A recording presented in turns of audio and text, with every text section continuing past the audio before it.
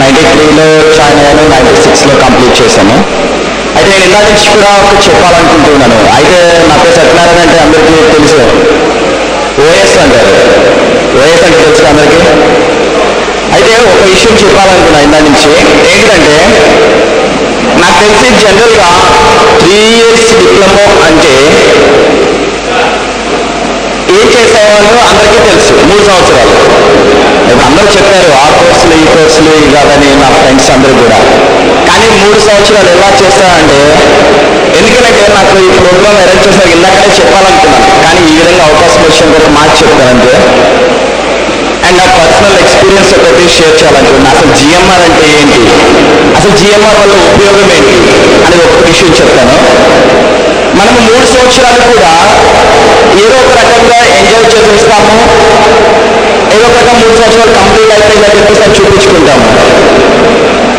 అయితే ఈ 3 సంవత్సరాలు ఎంతో సంతోషంగా ఉంటాం అన్నమాట. ఆ సంతోషం మరలా తిరిగి రాదు. అయితే ఆ 3 సంవత్సరాలతోనే ఆ సంతోషం కంప్లీట్ అవ్వలేదు. ఆ సంతోషాన్ని మరలా గుర్తు చేయడానికి ఈ గెట్ టుగెదర్. అలాగే నిజంగా ఈ విధంగా అరేంజ్ చేసినందుకు ఆ కోచ్ మెంబర్ వాళ్ళకి నేను అప్రిషియేట్ చేసుకుంటున్నాను. అండ్ ఆల్సో నేను థ్యాంక్స్ చెప్పుకుంటున్నాను.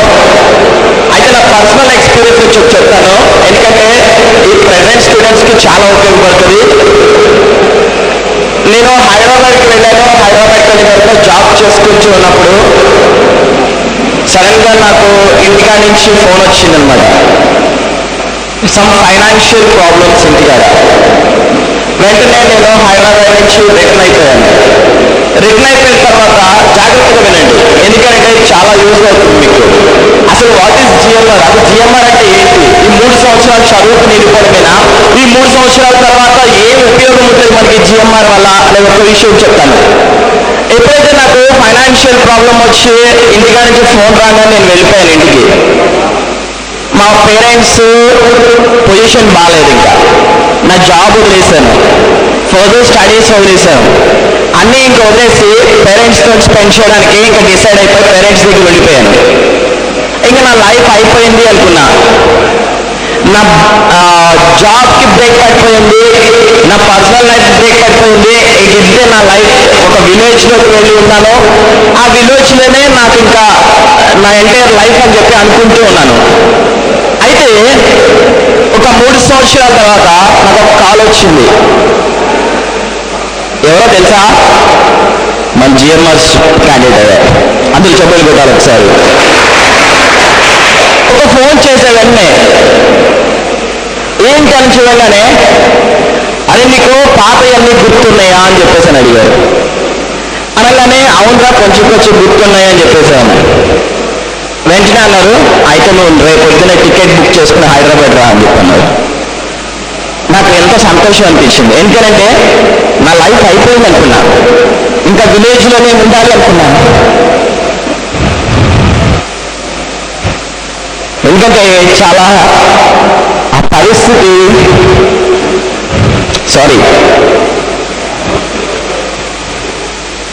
వెంటనే ఫోన్ చేసి ఇంకా రమ్మనగానే నెక్స్ట్ డే టికెట్ బుక్ చేసుకుని వెళ్ళిపోయాను హైదరాబాద్కి.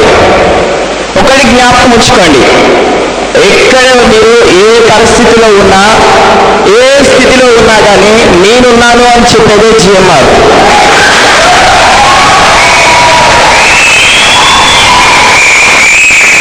ఫోన్ చేసి వెంటనే రమ్మనగా టికెట్ బుక్ చేసుకుని వెళ్ళిపోగానే భయపడ్డాను, ఏమన్నా అడుగుతారేమో అని చెప్పాను. ఇంటర్వ్యూ లేదండి, ఏమీ లేదు, ఆఫర్ లెటర్ చేతిలో పెట్టారు. రేపు వెంటనే వచ్చి జాబ్లో జాయిన్ అవ్వమని చెప్పేసాను. ఎవరు అంటే నా బ్యాచ్ మేట్స్, నా ఫ్రెండ్. అప్పుడు అనుకున్నాను అనమాట, సో జిఎంఆర్ వల్ల ఉపయోగం ఉంది అని చెప్పేసాను. ఎప్పటికైనా జిఎంఆర్ వల్ల ఉపయోగం ఉంది. మీరు ఏ స్థితిలో ఉన్నా మీరు అనుకుంటూ ఉండొచ్చేమో, ఇప్పుడు బీటెక్ ఉంటుంది, ఈసెట్ ఉంటుంది, ట్రిపుల్ సి ఉంటుంది, జావా ఉంటుంది, సి ఉంటుంది, ఇవన్నీ కాదు. హెల్ప్ చేసేవాడు కావాలి, వాడు ఉండేది జిఎంఆర్లో మాత్రమే. మీరు ఏ స్థితిలో ఉన్నా, ఎక్కడ ఉన్నా, ఎలాంటి పరిస్థితులు ఉన్నా మీలోంచే రావచ్చు, మీ సీనియర్లోంచి రావచ్చు. మీకు హెల్ప్ చేయడానికి ప్రతి ఒక్కరూ ఉన్నాము. మీకు ఒక ఈ విషయంలోనే కాదు, జాబ్ విషయంలో కాదు, ఏ విషయంలో అయినా కానీ ఈ జిఎంఆర్ స్టూడెంట్స్ ముందున్నామని చెప్పి సెలవు తీసుకున్నాను. Thank you everybody. Thank you, brother. Thank you. I heard some few complaints that you are not able to understand the speech from here, right? ఇది కూడా అర్థం కాలేదా? ఓకే. ఈ మైక్ స్పీచ్ వల్ల మీకు పూర్తిగా అర్థం కావట్లేదని అర్థమైంది, అంతే కదా? Okay. Small change in programme. ఇట్లా దూరంగా ఉండి మాట్లాడే కంటే పర్సనల్ ఇంటరాక్షన్ ద్వారా మీకు ఈ ప్రోగ్రామ్ కొంచెం ఎంటర్టైన్మెంట్ ఉంటుందని అనుకుంటున్నాం. సో స్మాల్ చేంజ్ ఏంటంటే మీరు కంప్యూటర్స్, ఎలక్ట్రానిక్స్, మెకానిక్స్ 3 గ్రూప్స్గా డివైడ్ అయితే ఆ సీనియర్ గ్రూప్స్ అదే గ్రూప్ నుంచి మిమ్మల్ని ఇంటరాక్ట్ చేస్తారు. వాళ్ళ పర్సనల్ టచ్ మీకు వస్తుంది, right? Computer branch, electronics, mechanical 3గా డివైడ్ అయ్యాం. ప్లీజ్. కంప్యూటర్, ఎలక్ట్రానిక్స్ కాదు, మీరు ఎటు వెళ్ళినా కూడా ఏదో టైంలో అది డైలమా అనేది ఉంటుంది. ఆ డైలమాలో మీరు ఏదో ఒక నిర్ణయం తీసుకుంటారు. ఏ నిర్ణయం తీసుకున్నా కూడా first of all A test goal వాటి నేనేం చేయాలనుకుంటున్నాను, జాబ్లో సాటిస్ఫై కావాలా, ఇంకేదైనా నాకు పర్సనాలిటీగా డెవలప్ కావాలా. ప్రజెంట్ జనరేషన్ చదవలేమని కాదు, అదేంటంటే అన్ని స్పోర్ట్స్లో పార్టిసిపేట్ చేసేవాళ్ళం. ప్రజెంట్ ఇక్కడ మేము బ్యాడ్మింటన్ కోర్ట్ వేసాము, అది కనపడలేదు. ఇక్కడ వాలీబాల్ కోర్ట్ వేసాము, అది కనపడలేదు. మరి అంతకుముందు ఇక్కడ క్రికెట్ గ్రౌండ్ అది కనపడలేదు. ఇక్కడ 2 క్రికెట్ గ్రౌండ్. ఇక్కడ జాగా లేకపోతే ఈ ఫెన్సింగ్ దాటిపోతే ఆ నిర్మిత కేంద్రం ఫ్రంట్ అంతా ఓపెన్, ఇప్పుడు పొలాలు ఉంటాయి అన్నమాట అక్కడ. సో మీరేంటంటే ఫిజికల్గా అంటే మానసికంగా బలంగా ఉంటుంది, ఫిజికల్గా బలంగా ఉండాలి. ఈ 2 బలంగా ఉన్నప్పుడు ఆటోమేటిక్గా మీరు ఎడ్యుకేషన్ గురించి కాన్సన్ట్రేట్ చేయాలి. ఏ రోజు చెప్తుంది ఆ రోజు సాయంత్రానికి వచ్చి ఆ టాపిక్ ఏంటి, టాపిక్ లేనప్పుడు గ్రూప్గా డిస్కషన్ చేస్తే దాని గురించి ఈజీగా ఉంటుంది. లేదంటే ప్రజెంట్ ఉన్న లైబ్రరీస్ కానీ, ఆ రోజుల్లో లైబ్రరీ లేదు. కంప్యూటర్స్ అంటే కంప్యూటర్స్ వాళ్ళకే కంప్యూటర్, ఎలక్ట్రానిక్స్ వాళ్ళకి కంప్యూటర్ వాళ్ళు ఎంటర్ కూడా కానిచ్చేవాళ్ళు. ఒక చిన్న ల్యాబొరేటరీ ఉంది. మీకున్న ఫెసిలిటీస్ అన్నిటిని యూజ్ చేసుకొని కొంచెం డెవలప్ కావడానికి. తర్వాత ఇంజనీరింగ్ చేద్దామని చాలాసార్లు అనుకున్నా కూడా అవకాశాలని అందిపుచ్చుకొని ముందరకు వెళ్ళడంతో ఇంజనీరింగ్ చేయలేకపోయాను.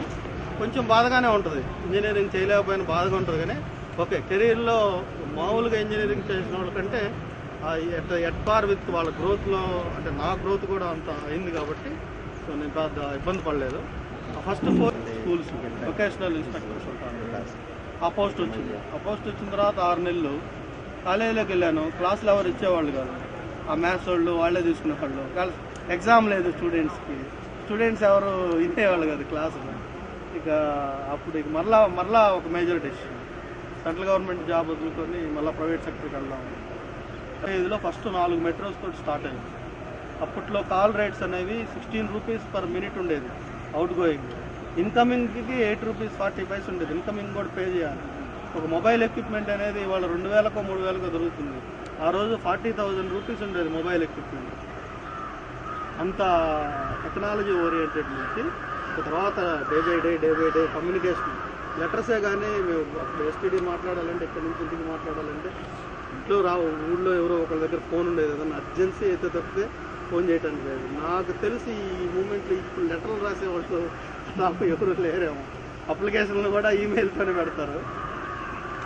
అందుకని కెరీర్లో సెట్ యువర్ గోల్. డబ్బులు సంపాదించడం ఒక్కటే గొప్ప కాదు, లేకపోతే ఒక సక్సెస్ఫుల్ అనేది ఏంటి, మీరు ఏదైతే నిర్ణయించుకున్నారో దాన్ని టార్గెట్ చేస్తే అదే మీరు సక్సెస్ అయినట్టు. అంతేగాని మీరు మిగతా వాళ్ళతో కంపేర్ చేసుకోవాలి. మీకై మీరు సెల్ఫ్ సస్టైన్మెంట్ కోసం ప్రయత్నించండి. ఇక ఆ తర్వాత సెంట్రల్ గవర్నమెంట్ నుంచి మళ్ళీ ఉద్యోగం అనుకున్నాను ప్రైవేట్ ఇండస్ట్రీలోకి వచ్చిన తర్వాత మధ్యప్రదేశ్, చెన్నైలో పనిచేసిన తర్వాత ఇక లిటరల్గా మ్యారేజ్ చేసుకొని ఏం తిరుగుతాము, లిటరల్గా మ్యారేజ్ చేసుకొని హైదరాబాద్లో సెటిల్ అయిపోదాం అని చెప్పేసి హైదరాబాద్ టాటా కమ్యూనికేషన్స్లో జాయిన్ అయిన 6 నెలలకి మరలా ఫారిన్ ఆపర్చునిటీ వెతుక్కుంటాం.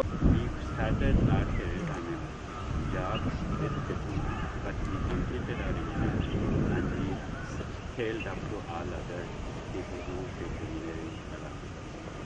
And ఎలా చెప్పాలి అంటే we are getting paid equally with all senior institutes. Engineering వాళ్ళు అంతమంది లేదు. ఇవాళ మీరు బయటకు వెళ్ళి 21 years అవ్వడానికి నాకు డెఫినెట్లీ ఇంజనీరింగ్ బిఏ బీకామ్ చెప్పాలి చాలా కష్టం, ఎందుకంటే లేదు. సో అది కొంచెం కష్టం. సో అందుకే if you are just having mind job after diploma medium range is what you can get. But if you are really good and hardworking, then you can even do engineering after you start your career. Because then we can't decide, right? Your parents, మీ ఇంట్లో మీ brothers ఎవరైనా job already చిన్న job చేసుకున్నా మీ మీదేం burden అనిపిస్తుంది.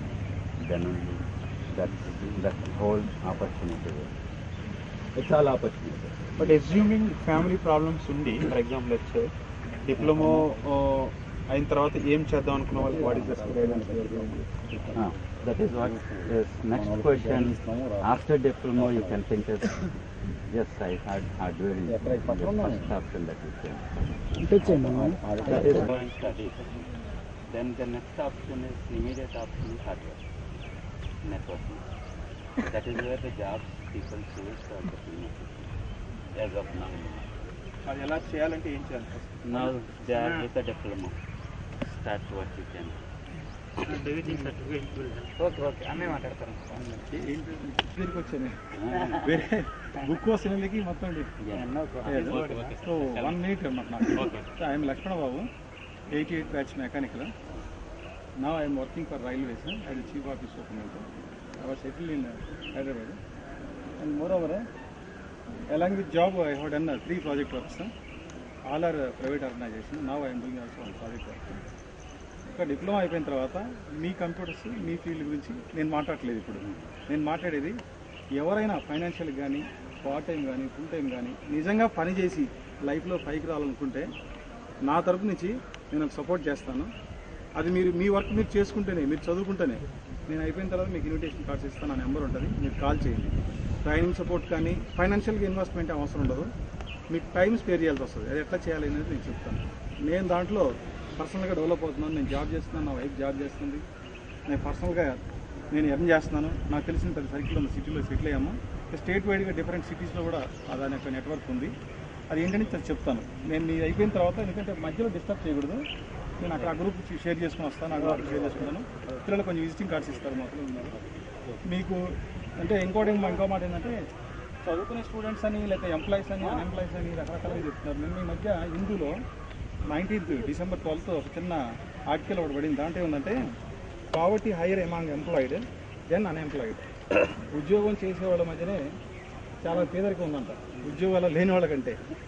So అన్ఎంప్లాయిడ్గా ఉన్న సంగతి స్టూడెంట్స్ మీరు సెకండరీ. అసలు ఉద్యోగాలు చేస్తున్న వాళ్ళకి చాలా సమస్యలు, అప్పులు ఉన్నాయి.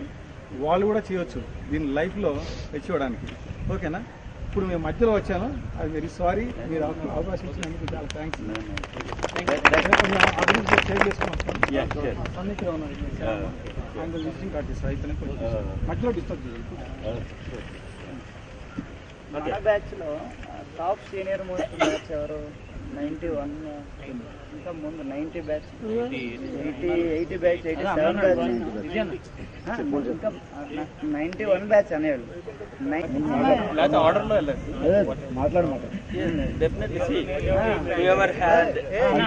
ఎవరు యాడ్ చేయాలంటే వాళ్ళు. కూర్చో. Let us share your valuable experiences. That's what the point. We will go with the question by question. Actually, if you see many jobs what electronics people are doing, you will also be doing. So నా transition నేను ఒక simple చెప్తాను. నేను ఒక డైలమాలో ఉన్నది. ఎలాగూ నా బీటెక్ డిలే అయ్యింది. My BTech completed only in 2007. 88 2007. ఎన్ని సంవత్సరాలు డిఫరెన్స్ ఉంది? So 20 years, 18 years. సో ఎందుకు లేట్ అయ్యింది అంటే కరెక్ట్గా విజన్ లేకపోవడం. విజన్ అంటే మాకేంటంటే మేము అయిపోయేటప్పటికి యాక్చువల్గా 30 seats తమ్ముళ్ళు షేర్ చేశారు కదా, అప్పుడు ఇంజనీరింగ్ కాలేజెస్ ఎక్కువ లేవు. సో ఏఐటి అని మీరు వినే ఉంటారు. సో ఆయన ఉన్నాం కాబట్టి ఈరోజు సొసైటీలో మనందరూ కూడా ఈక్వల్గా ట్రీట్ చేస్తున్నారు. ఆయన ముట్టికి చాట కట్టుకొని మెడకి ఒక కుండ కట్టుకొని ఉమ్మూసుకుంటూ వెళ్ళాల్సి వచ్చేది. ముట్టికి చాట ఎందుకు కట్టేది తెలుసా? ఆయన పాదం భూమి మీద పడటానికి ఉండేది కాదు, ఆయన భూమి మీద ఉమ్మటానికి ఉండేది కాదు. సో ఆయన జీవితాన్ని మన కులానికి చాలా త్యాగం చేసి మనం ఈరోజు ఇట్లా చదువుకొని ఇట్లా ఉద్యోగాలు చేయడానికి, అందరిలో సమానంగా బతకడానికి అవకాశం ఇచ్చాడు. సో ఆయన అంత కష్టపడి మనకి ఇంత అవకాశం ఎందుకు ఇచ్చాడంటే, ఇందులో మన దగ్గర ఉన్న స్టూడెంట్లో మేము అబ్జర్వ్ చేసినట్టు so the point start from Ambedkar. అలా లేకపోతే మాట్లాడాలి. మన జనరల్గా నేనే అబ్జర్వ్ చేసామంటే ఒక 20% స్టూడెంట్స్ బాగా చదువుతారు, 80% స్టూడెంట్స్ బాగా చదవరు. ఉద్యోగం అయిపోయిన తర్వాత ఇంటి దగ్గర తల్లిదండ్రులతో టైం స్పెండ్ చేసి ఊళ్ళో టైం వేస్ట్ చేయకుండా ఏదో ఒక చిన్న ఉద్యోగం అయినా ఫస్ట్ మీరు మీ కెరీర్ అలాగని స్టార్ట్ చేస్తే ఆఫ్టర్ సమ్ టైం 2-3 years తర్వాత డెఫినెట్గా మీరు ఎంచుకున్న మార్గంలో ప్రతిభావంతులయ్యి ఖచ్చితంగా మీకు మంచి జాబ్ వస్తుంది. అందులోనే ఆ నమ్ముకున్న ఉద్యోగాన్ని దాన్ని తీసుకొని హార్ట్కి తీసుకొని చిన్న జాబ్నైనా హార్ట్కి తీసుకొని అట్లా నేను యాక్చువల్గా నా డిప్లొమా నా గురించి చెప్తున్నా. ఫర్ ఎగ్జాంపుల్గా నచ్చిన వాళ్ళు దాని ఎగ్జాంపుల్ తీసుకోవచ్చు. నేను అక్కడ డిప్లొమా అయిపోయిన తర్వాత 2వ రోజు వెళ్ళి మహీంద్రా ట్రాక్టర్స్లో మెకానిక్గా జాయిన్ అయ్యాను డిప్లొమా కంప్లీట్ చేసి. నా గురువు ఎవరంటే ఒక అక్షరం ఆయన పేరు కూడా రాసుకోలేని గురువు, ఆయన ఏలుముద్ర ఆయన. బట్ ఆయన దగ్గర బోల్డ్ అంత స్కిల్స్ ఉన్నాయి, టెక్నికల్ స్కిల్స్. అంటే ఐక్యూ ఎక్కువ. అది రిపేర్ చేసేటప్పుడు ఒక్కొక్క పార్ట్ని బిగిస్తున్నప్పుడు ఇప్పుడు ఆయన నడుచులుతూ ఒక నాయిస్ విని పలానా చోట పలానా పార్ట్లో ప్రాబ్లం అని చెప్తాడు. అదంతా ఆయన అనుభవం ద్వారానే వచ్చింది. అట్లాంటి వాడి దగ్గర 1 సంవత్సరం జాయిన్ అయ్యి అక్కడ చదువుకున్నాను కాబట్టి ఇమీడియట్గా నన్ను సూపర్వైజర్ చేశాడు. అదే ఫర్మ్కి 3 years తర్వాత నేను మేనేజర్ అయ్యాను. అట్లా still now I'm working in Tata Motors. ఒక డీలర్షిప్లో 3 జిల్లాలకి జిఎంగా వర్క్ చేస్తున్నాను.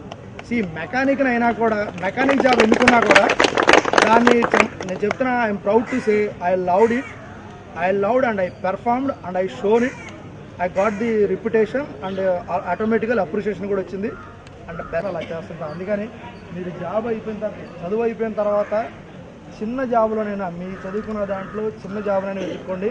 దాన్ని లవ్ చేసి డెడికేట్ చేసి జాబ్ చేస్తే ఖచ్చితంగా అందులో మీకు సక్సెస్ వస్తుందని నా sincere believe. You can also trust it.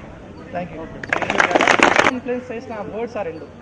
ఎప్పుడు జిఎంఆర్లో మనం జాయిన్ అయిన తర్వాత అమ్మ నాన్న అనే వర్డ్స్ తర్వాత అంతగా మనం ఇన్ఫ్లుయెన్స్ చేసిన వర్డ్స్ అన్న, తమ్ముడు. ఎందుకంటే మన సీనియర్స్ని అన్న అని పిలుస్తాం, మన సీనియర్స్ తమ్ముడు అని పిలుస్తాం. ఓకేనా? నెక్స్ట్ మేమందరం ఇక్కడికి వచ్చి ఇక్కడ ఇలా మీకోసం గ్యాదర్ అవ్వడానికి ఒకే ఒక కారణం ఏంటంటే, నేను జర్నీ చేస్తూ బొంబూరు రూట్లో ఇక్కడికి వచ్చేటప్పుడు గుర్తుకొస్తున్నాయి అనే సాంగ్ పాడుకుంటూ వచ్చాను. Can you believe guys? ఎందుకు పాడుకుంటూ వచ్చానంటే, అక్కడ ఆ ప్లేస్ చూస్తే అది నేను ముందు ఇక్కడ తిరిగిన ప్లేస్ కదా. తర్వాత లోపలికి వస్తే ఈ గేట్ నేను చాలాసార్లు దాటుకుంటూ వెళ్ళాను కదా. హాస్టల్కి వెళ్తే ఈ హాస్టల్ నేను భోజనం చేశాను కదా, మెస్లో నేను కూర్చున్నాను కదా. సో ఈ రిలేషన్ అనేది మమ్మల్ని ఇంతవరకు లాక్కొచ్చాయి.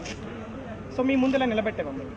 ఓకేనా? నిన్నటి వరకు మీకు ఏదో లోన్లీగా మా కోసం ఎవరు లేరా అంటే, ఫాదర్స్ అంటే పేరెంట్స్ తర్వాత మనకంటూ వేరే సపోర్ట్ లేదా అనుకునే మీకు ఇలా ఇంత సపోర్ట్ని మీకు ఏర్పాటు చేసింది.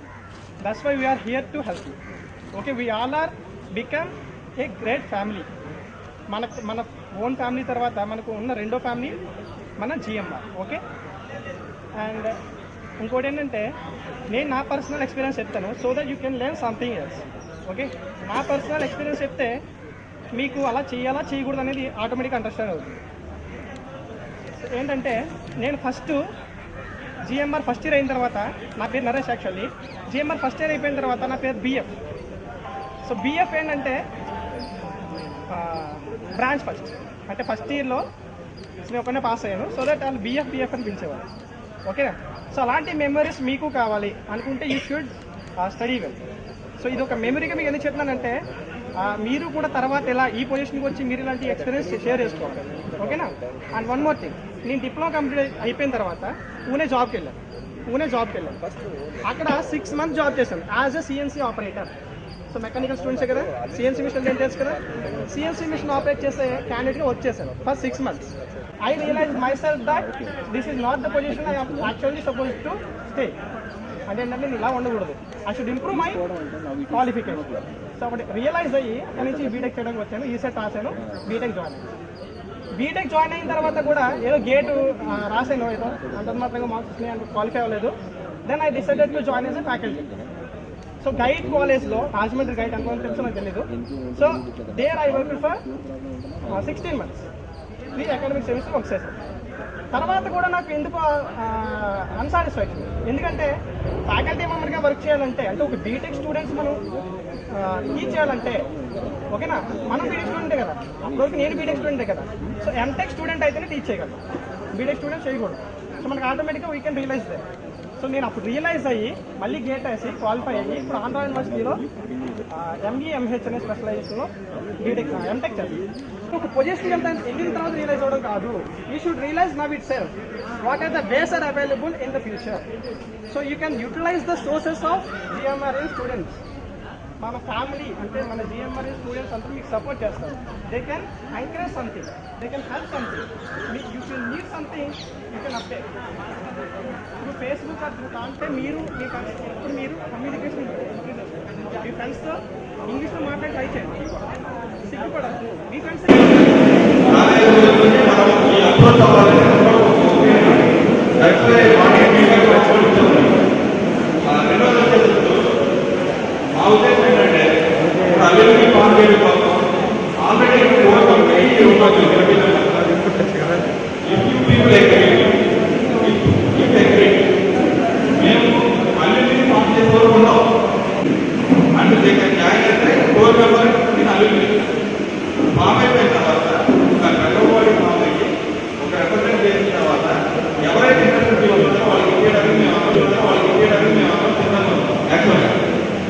లీడ్ చేయాలి.